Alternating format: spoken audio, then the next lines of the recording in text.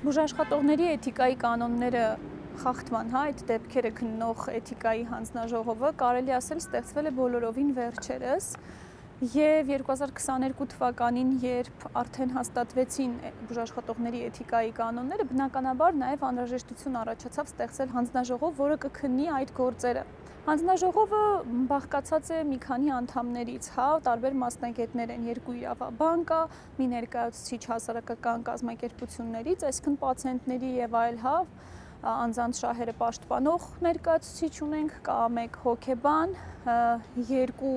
գիտության ոլորտի ներկայացուցիչ ունենք եւ մեկ բուժաշխատող ունենք ներգրաված։ Լսումների միջոցով իրականացնում է գործի քննությունը եւ բնականաբար արդյունքում կայացնում համապատասխան որոշումները ենթադրյալ էթիկական կանոնի խախտման վերաբերյալ։ Այժմ կա մշակված կայքը MEC.am, մեկ, այսպես ասած .am կայքը, որի միջոցով կարելի է դիմել հանձնաժողովին անմիջապես, Ինչու է սա կարևոր, որովհետև որոշակի պայմաններ կան հանձնաժողով դիմելու համար եւ էլեկտրոնային այս համակարգի միջոցով թույլ է տալիս անձին շատ ավելի հեշտությամբ դիմել հանձնաժողովին։ Միանգամից դիմումը առցանց հարթակում լրացնելու միջոցով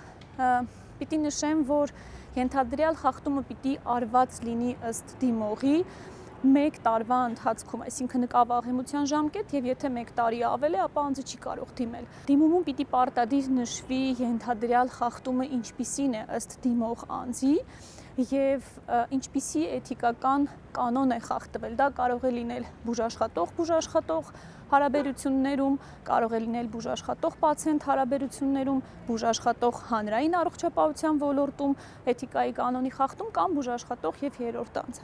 Էթիկայի հանձնաժողովի գործունեությունը եւ ընդհանրապես կանոնների հաստատումը, սա միայն ուղղված չէ պացիենտների շահերի պաշտպանությանը, սա նաեւ որոշակի երաշխիք է տալիս, որպեսզի առողջ լինեն հարաբերությունները եւ հատկապես հաղորդակցումը երկու կողմերի միջեւ բուժաշխատող եւ պացիենտ եւ բուժաշխատող հարաբերություններում։ Եվ ի վերջո վերջնական նպատակն այն է, որ պացիենտը բուժհաստատություն դիմելիս ինքը վստահ լինի, որ դրական ակնկալիք կունենա ոչ միայն բուժման տեսանկյունից, այլ ինքը գնում է մի վստահելի տեղ, որտեղ իր նկատմամբ վերաբերմունքը կլինի հարգալից։